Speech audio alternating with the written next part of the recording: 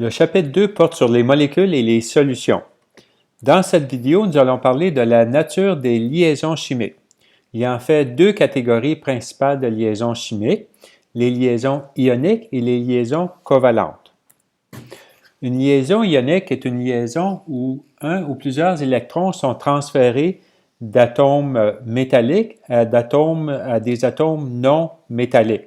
Ou on peut parler par exemple d'atomes d'ions polyatomiques métalliques à des atomes non métalliques ou des ions polyatomiques non métalliques. Alors à ce moment-ci, par exemple, si je prends le sodium qui a un électron de valence, je vais avoir tendance à le donner par exemple à un atome de chlore qui lui va gagner un électron. Alors à ce moment-ci, nous avons deux ions, un ion de sodium positif, un ion de chlore négatif.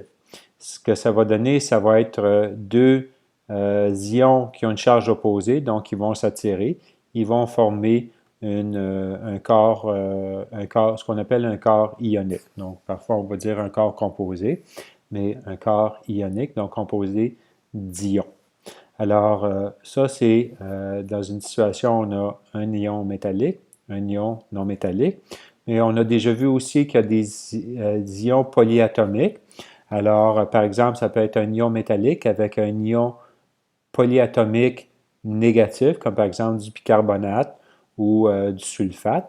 Dans la liste d'ions polyatomiques que nous avons, le seul qui est positif, c'est l'ammonium. Alors, par exemple, l'ammonium pourrait se lier à un autre ion polyatomique négatif ou même à un ion négatif. Vous devrez être en mesure d'illustrer une liaison ionique avec la notation de Lewis et normalement se fait en deux parties. La partie lors de la réaction et la partie lorsque les corps composés sont produits, disons. Ouais. Alors, par exemple, nous avons un atome de chlore qui a 7 électrons de valence, un autre atome de chlore qui a 7 électrons de valence, et puis nous avons un atome de magnésium qui a 2 électrons de valence. Alors, le magnésium, qui est un métal, va avoir tendance à donner chacun de ces électrons à un atome de chlore différent. Alors, à ce moment-là, chaque atome de chlore va avoir acquéri un électron, donc va devenir négatif. Donc, à ce moment-ci, on parle d'ions. Alors, j'ai 2 ions de chlore négatif. Le magnésium, lui, va avoir perdu 2 électrons, donc il va devenir positif. Donc, on indique le nombre d'électrons de valence de chaque atome de chlore. On indique la charge de chacun des ions de chlore et on indique la charge de l'ion de magnésium. Et vous voyez qu'ici, pour le magnésium, on n'indique pas d'électrons de valence. Alors ça, c'est l'illustration d'une liaison ionique avec la notation de Lewis.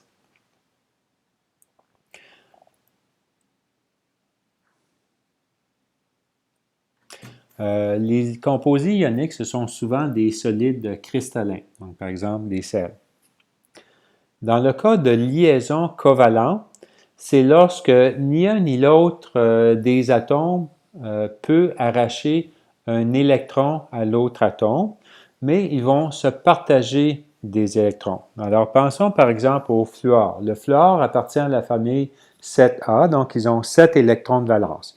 Si je mets deux atomes de fluor près l'un de l'autre, dans les bonnes conditions bien sûr, alors ce qu'ils vont faire, c'est qu'ils vont se partager deux électrons de valence. On appelle ça une liaison simple parce qu'ils ont seulement une paire d'électrons à se partager. Donc, imaginez par exemple pendant une fraction de seconde, là, bien sûr c'est une illustration, mais pendant une fraction de seconde, ben, cet atome de fluor a 8 électrons de valence. Pendant une autre fraction de seconde, c'est celui-ci qui a 8 électrons de valence. Bien sûr, ça c'est une illustration pour vous faire comprendre, mais ce qu'on montre ici, c'est que pour avoir quelque chose qui est équivalent à des couches covalentes pleines, bien, les atomes vont devoir se partager les électrons au lieu de les arracher d'un atome pour aller vers l'autre.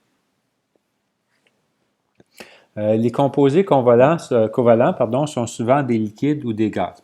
Pensez par exemple à du CO2, du méthane, de l'eau, n'est-ce pas? Alors, tout ça, ce sont des liaisons covalentes. J'ai dit du méthane? Oui, du méthane. Ouais.